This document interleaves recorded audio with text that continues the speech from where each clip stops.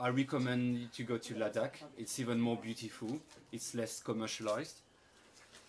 So it's very dry because it's beyond the Himalayas, so you don't get the wet weather from the Indian Ocean. So they cultivate, they grow vegetables. I mean, not vegetables, I mean barley and not many things in like small fields. That was when I was trekking in India. And you have a lot of stones, and they carve like on Mane Padme Hum, I mean like prayers and yeah, and blessings. This is cremation in Nepal, in Kathmandu, when they burn the bodies of the people. Okay. So Nepal and India, it's very similar, okay, in terms of culture. So you have the same colors, the same kinds of clothes.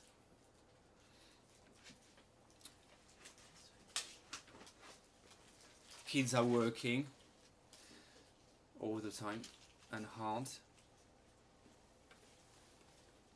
It looks normal, but like this, all these pictures is like at least, I mean, more than 4,000 meters above sea level.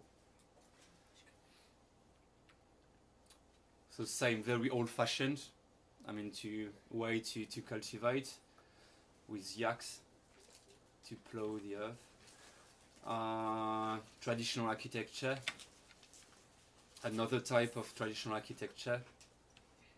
This is the Rai people. Remember the woman with the ring, like in the nose? They live in this kind of houses. Well, rice, of course. This is Tibet.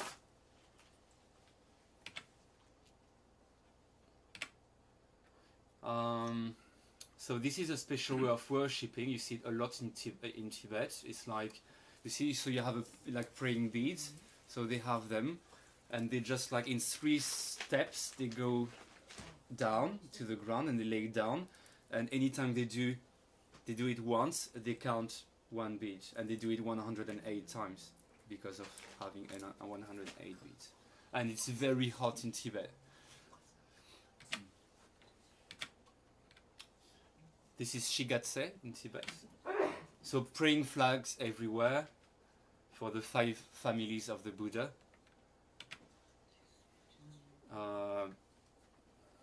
Temple, many of them. Praying wheels, so you turn always clockwise.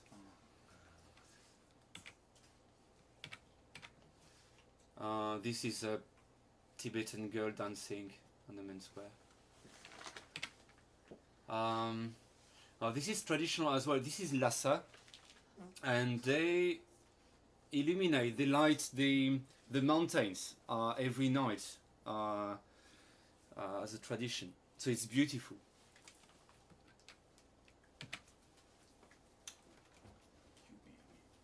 Potala Palace, where the Dalai Lama used to live before he went to India, to Dharamshala in India,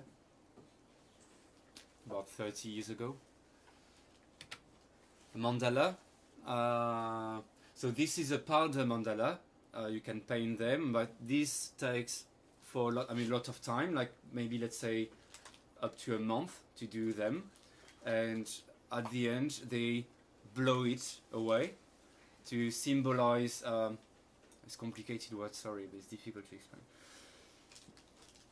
To say like time doesn't exist. I mean, they put a lot of work, and in the end they say, okay, we destroy it because nothing is forever, because everything changes all the time. So these are monks in Lhasa. Same, I mean, I've got a lot of stories, but I don't have time. But basically, it's called a debate. Okay, like, you know, for some of you guys know what is a debate, like to exchange ideas. And so you have like a hierarchy, I mean like ranks in the monks, and some of them, they clap their hand and they ask a question. And the other monks, like the trainees, they have to answer the questions. and then they chant and pray. So that was to show. I did that with two friends of mine. So I put the camera on timer. Is to show the 3 steps of going to the ground. So 1, 2, and 3, and then back up. China. So playing some kind of games as well, a lot on the streets everywhere. This is some kind of Scrabble, and every evening they dance. Everywhere. So I forgot the name of it, but like they put some music and they dance all together.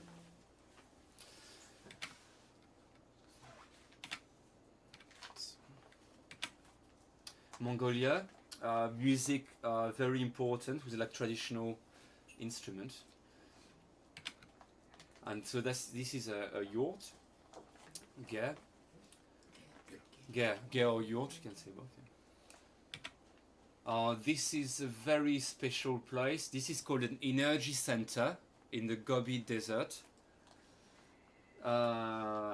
Supposed to be a place with very strong energy. And people go there before sunrise, so this is about 4 in the morning. And so basically what they do is like they wait for the sunrise and then they just put their arms and hands up to salute, to give greetings to the sun. All together.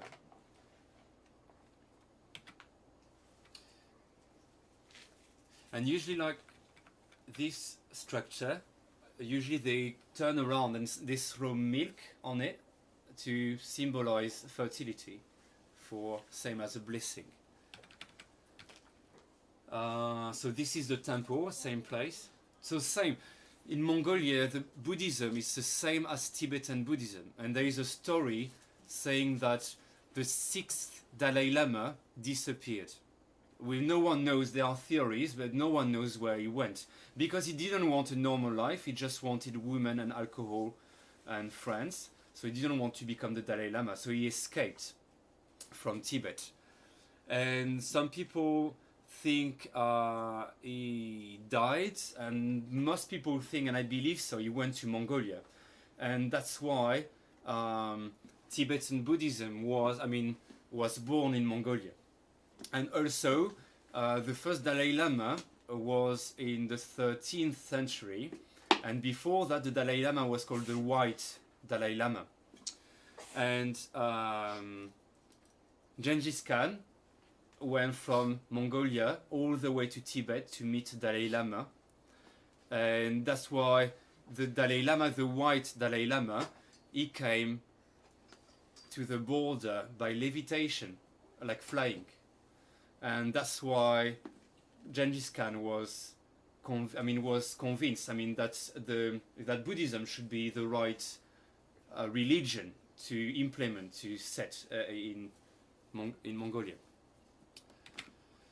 This is a stupa, like a temple. So more gears inside, just to show you how they make it. It's beautiful as well.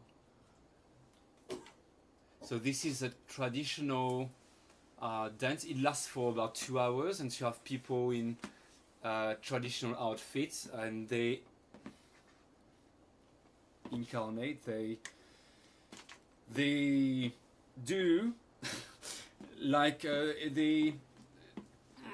simple words. They do like they are the gods. They do the same, like they represent the gods, and it's like a play, like they play a drama, and with music and etc. This is a reindeer herder in northern Mongolia. You have very few of them, and it's a very special place, remote place in northern Mongolia. This is a traditional teepee. So Mongolian people, they live in gers, but these very people, they live in teepees, and they herd reindeers. So this is me with reindeers. This is me with traditional Mongolian outfit. This is Russia. Russia, in Budapest they do the same, in some like in Eastern Europe. Like the couple, they go to a bridge, usually, or a tree, can be a tree as well, and they seal their love, like which is contained, I mean, in a padlock. So they seal the love and they lock it somewhere. Oh, this is traditional Russian banya. Banya means summer house. And so here there is a sauna, and so that was my room actually in couch surfing. This was couch surfing. This was my room. So there is a sauna, and you go, you stay in the sauna, and this is about sauna. I've done up to 108 degrees, quite dry though, but quite, I mean, very hot. And then you jump into the water, which is about 15 degrees. They do the same in Scandinavia, and I mean, like they go into ice. I mean, like a hole. And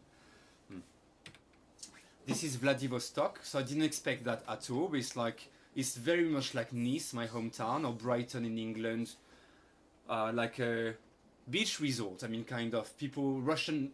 Not many foreigners go there. It was closed to foreigners until 1992, and it started in 1935 or something. I mean, it was like for more than 50 years. But it's just Russian tourists go there, and it's a very nice place. It's a very nice place, and much warmer than the rest of Siberia, of Russia, because it's further south. But you still have, it was snowing mid of September, but yeah, warmer. Well, this is so very relaxed and chilled out. Of course, traditional Russian Orthodox church, and you have a statue of someone hitchhiking. Japan, I forgot the name, but this is a sand structure which is 400 years old on Shikoku Island. Thank you. Same, I need to revise the name, sorry, but this is this show performance where there was young people practicing, learning Japanese culture, and it's a one-man show, and they sit down and they speech, and it's like, and they incarnate many people, many characters at the same time. Yeah. One performance. Yeah. But of course, shrines, but I put them anywhere to show you, like maybe if you haven't been to Shikoku. This is Kobodaishi. Yeah, countryside of Shikoku, very nice. Well, this is a nice story, because one day we were cleaning a room with a friend, because the guest house was in a old hospital. It wasn't a hospital before, and we opened a room which hadn't been open for 80 years, and we found some pictures, and it was very special. And yeah, so we found some traditional, it was like a traditional raincoat with rice straw, and we put them with my friend and a hat, rain hat, and we took some pictures. So this is 100 years old, and it was very dusty and very stinky. This is the Peeing Boy. The Peeing Boy in Iya Valley, very renowned for tourists all over Japan. Why Peeing Boy? Because people used to go on this rock. So I've been there. It's not allowed now, but still, I want to check it out. So you go on the rock, and people used to pee from the rock, like to show their courage, their bravery.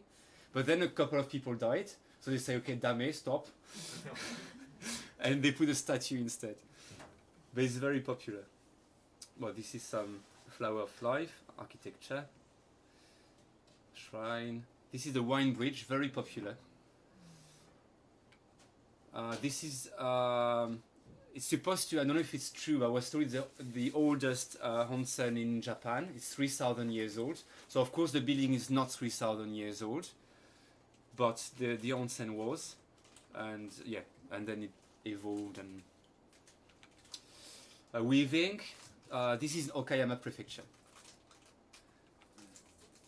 This is a shrine. I was the first foreigner going in. It was very special. The priests. And of course you know that, because this is AAG inside, and tea ceremony at International Club. This is a picture taken by Kaori here, and this is Kaori. Okay, teaching. You okay? You keep going? Fine? All good? Good. Teaching. India, Nepal, China and Japan. About 400 students altogether. Sustainable development in India. Ecology and biology and composting. Presentation and communication skills. In Nepal, in Kathmandu, English of course.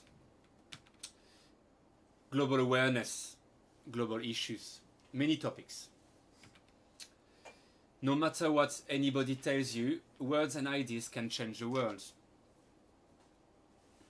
With Robin Williams, who died not long ago. This is in India. It's kids. So it's not the same classroom, I mean type of classroom as you see compared to Japan. This is teaching recycling and composting in India. This is a blackboard. Example is better than precept. I was teaching the food chain. This is in Kathmandu with my BBA and MBA students at university. Yeah, I lost the glasses. Had some glasses before spectacles. So up to 45 in the same classroom. Oh, this is in China. I haven't taken these pictures. A friend of mine, a Dutch friend I was traveling with in Tibet and China, with 52 students. But it wasn't planned at all. Like the head teacher came to me and say, "Oh, could you teach English?" I say, "Just for free, for fun." I say, "Yeah, of course, no problem." I hadn't prepared anything. And I had been playing basketball for like 2 hours. I was still sweating and with the shorts that had nothing to wear. But it was fun. Food. So this is Tibetan bread and Tibetan soup. This is a breakfast in Czech Republic. Tea everywhere. Tea. Chai, chai, chai. Chai is the name of tea everywhere. In Nepal it changes to chia. Japan is ocha. But cha, there is this cha thing. So I put this picture because it's funny. There is a city called Batman in Turkey. But it reminds me because I've met some cyclists, people cycling from Europe to Asia all the way with bicycles, and they were doing it when they went to Batman. They were wearing like Batman and Robin costumes. Anyway, so this is Turkish food, just to have an idea. Turkish soup. This is a bazaar with lots of spices, beautiful colors too. This is an Italian friend couch surfing in Trabzon, Turkey, with a big loaf of bread. This is typical Iranian setup. I mean table. There's no table. You eat on the floor most of the time with bread. Longer rice grains. This is during a ceremony, so as many people, we can see traditional architecture as well of inside like Iranian houses. Big pot for rice, more like a cauldron or something. And then they put like some clothes on top to make something called tardik, which is burnt. They burn it like deliberately, intentionally at the bottom, and they eat the burn. I mean, yeah, it's nice. Rice and tea again. India and Nepal is going to be the same types of meals. Dal bhat, classical rice and kind of soup with pickles. And sometimes breads called roti or chapati. Different dishes. This is gulab jamun. Gulab jamun is so sweet, it's delicious. I mean, India and Nepal is, especially India, is so rich and tasty. And both sweet and savory food. This paranta, like people, a lot of street food, all the way from India and also in China, making bread. So you have this big I mean, oven, but like, so they stick the bread on the side and to bake it quickly. Traditional clay stove, cooking stove in Nepal with tea, milk tea. This is I think very smart device to cook. This is in Tibet, like to reflect the light of the sun. So it is very hot if you put it. I mean, it's working. So it's good to save energy. More spices. Making dumplings in China. Handmade, a lot of street food again. So this is traditional food. This is a rabbit head and this is a duck head. So they eat everything. This is Mongolia. It's very heavy milk tea with yak milk. So basically, like, you have to know that the body takes about 3 hours to fully digest cow milk, but yak milk is up to 8 hours. So to tell you how heavy, how fat it is. But like, the winters are so cold that it's necessary for the body. This is a Mongolian guy eating like a sheep head, lamb head. That's a sheep head, sorry. Dried, because, yeah. He's skinning a goat. This is arig I told you about, like a mare's milk. Smoking fish in Russia, like beautiful fish around Lake Baikal, all the way from Baikal to Vladivostok. So this is the fish smoker. Okonomiyaki. Japan, big. Mamoshi. And mamoshi. Eating raw. So it was the first time I had eaten like cooked snake in Australia, but like I had never eaten raw snake, so they killed it and we just ate it with soy sauce. Very nice. So this, I was with Simon, who kindly invited me to a sushi event about 3 weeks ago, something. So it was beautifully presented, and yeah. So just to show you. Sushi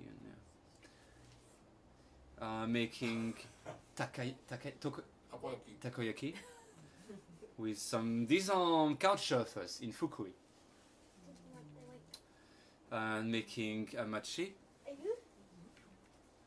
and making machi, making soba.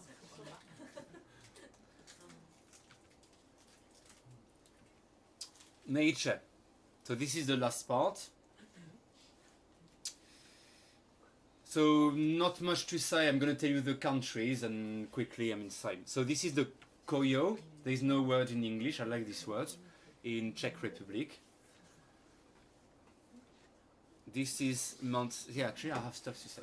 This is Mount Ararat. It's the highest mountain in the Middle East. It's 5,137 meters above sea level, and it's very close to the Iranian border. This is called the Elburz Range. It's between northern Iran and the Caspian Sea. It's truly beautiful. This, you have a lot of castles in this area. When during the 8th century, do you know the word assassin? When you murder people, you kill people. Well, the word comes from this place because the Hashashins, they were smoking hashish, and so it became the Hashashin. And because their king, they used to have the soldiers smoking, and so he could control them. And then the name became assassin because they used to kill people. But it wasn't a good cause. They used to protect, because Iran was invaded by the Arabic people, and he was to protect the country, Persia at the time. This is one of the harshest places I've been on earth. It's called Hormuz Island. So I told you it's in the Persian Gulf between Dubai and southern Iran, and it's a river of salt. There's nothing growing, it's just rock and mineral everywhere. You can see it closer. This is Rajasthan. This is a butterfly. Lots of, even though it's quite harsh, you have a lot of nature, monkeys, and even flowers. Storm. Oh, this is me. I put a timer. Sarishka National Park. I was meant to see tigers, but we couldn't see them on that day, unfortunately. This is a Bodhi tree, same tree as the one that the Buddha sat down to become enlightened. This kind of tree in Bodh Gaya. This is Rajasthan desert. This is Goa. This is the most beautiful road in the world. It's the road going from Manali in India to Leh Ladakh. It's a trans-Himalayan going through the Himalayas, and it's the highest road in the world. Yeah. With the highest pass. The highest pass, but I haven't been to the highest pass. They are the highest and the second highest pass. So the highest point is 5,328 meters above sea level. So it's a lot of colors. It's changing from one valley to the other one. It's just amazing. It's just amazing. This is trekking in Ladakh. So you're alone there. You have nothing. Just small villages every now and there. But yeah. And the stars, of course. And I've never seen anything so beautiful. I mean, this is the Milky Way. And it's so bright when it rises. I mean, you can see it behind the mountains. It's as bright as a full moon, and it's just amazing. I believe that apart from the Atacama Desert in Chile, I don't think there are any. It's not possible. It's not like because I went there. It's because it's dry, and because it's high and dry. So if the air is moist, if it's wet, well, it's always there is like something, like a mist, so you cannot see. But here it's so dry, so high. This is 5,000 meters above sea level, and the air is so dry, then it's so clear. It's just amazing. This is a satellite. This is a shooting star. It's difficult. Yeah, I got it. Yeah, Milky Way. This is we got stuck with some friends we slept at 5,000 meters. Going at 5,000 meters above sea level is okay, but sleeping is difficult because it's very cold. This was -20, and you don't sleep. It's difficult. So that was in the morning. So I just went out because I couldn't sleep, and I took some pictures. This is Pokhara in Nepal. It's called Phua Lake at sunset. This is another storm in Kathmandu. This is the Lantang Valley, still Nepal. This is the full moon. This is another place, another type of climate. So it's unlike Ladakh, it's very wet. So you have this lichen, like fungus thing, mushroom anyway, and it's very long, so it's hanging from the trees. It's beautiful, looks like a fairy tale. It's like a lot of like water droplets everywhere. This is rhododendron. A lot of trees, especially from South Korea, they go there specifically to go and see the rhododendron season, which is April and May in the Himalayas. Those it is like after blossoming. It's really beautiful. You have every color. I mean, yeah. Many rivers, trees. So you can see it's very wet. You can see a lot of mosses. And this is Mount Makalu at sunrise. It's the 5th highest mountain in the world. It's 8,463 meters above sea level. And when I took these pictures, I was about 5,200 meters above sea level, about 3 kilometers from the summit. And this is Makalu, and this is in the distance. The first one is Mount Lhotse. It's number 3, about 8,486, and Mount Everest, North Face, the highest peak in the world. I didn't want to go there because there are too many tourists, so I wanted to go the other way. This is a sunset in the Himalayas. This is Tibet. So you see, it's very dry again. This is China. I haven't got many pictures, so we went like to this. This is another storm in Ulaanbaatar. This is the Gobi Desert at sunrise for the event. I mean at the energy center. Showed you double humped camel. Gobi Desert. It's not a real. I mean, we when we talk about desert, we think okay, like sand dunes and like everywhere. Rajasthan is a bit like that, but Gobi is not. Most deserts in the world are not like the Sahara. It's different. So, but it's a desert anyway. This is a sunset in Mongolia. Horses, of course, everywhere. Very green. So Mongolia is it's beautiful place for nature. This is Holzgol's Lake, even colder than Russia. This I was camping there 5 days alone, and I had about, I mean, usually 1 degree at night, but this is August, and this is not in the mountains. Very, very cool. In winter, average temperature is -40, average. And the lake, this lake, is called like the sibling, I mean the little brother of Lake Baikal. It's been created by the same forces. And the ice thickness is about 1 meter and 20 of ice. For 5 months, the temperature doesn't go above 0. It's below 0, 5 months in a row. So this is still nice there. 2 weeks after I left, it was snowing in August. I was very lucky. I mean, lucky. Lake Baikal, truly magical place as well. Very special. Lot of energy. Deepest lake in the world. Sweetwater lake in the world.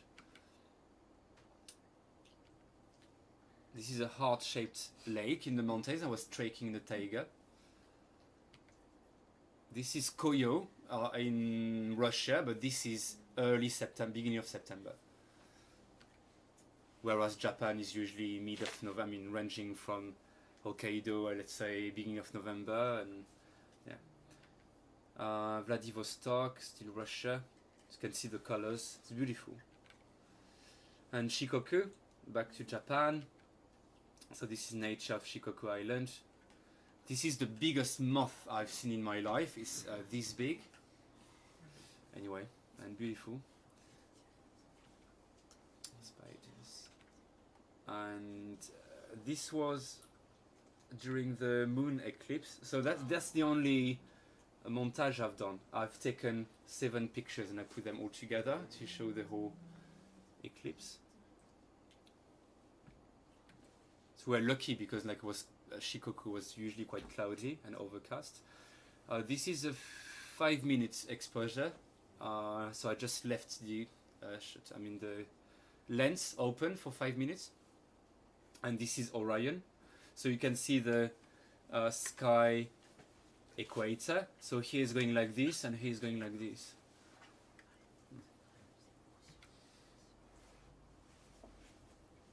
Before sunrise. And this is in Okayama Prefecture, like sea of clouds above. But this is just black and white work. And this is Fukui, and I always forget the name of this hill. So obviously it was before the bad weather, I mean too bad weather. And the Koyo.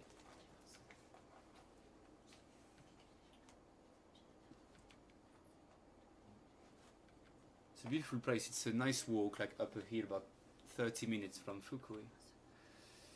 And achievement, okay, because sometimes it's very hard. Okay, it looks, when you see that, it looks beautiful. I have other stories, but I don't want to make it too long. Sometimes it's hard. So, for instance, for example, I was hiking. It's not the highest place I've been. This is just 4,200 meters above sea level. But I couldn't see anything for hours. It was wet and cold, and I was alone. I couldn't see anything, and it was difficult. So you're happy when you get to the top. Turkey, Iran, Ladakh, India, same. Nepal. I climbed the mountain. It was like 4,800 meters. Had a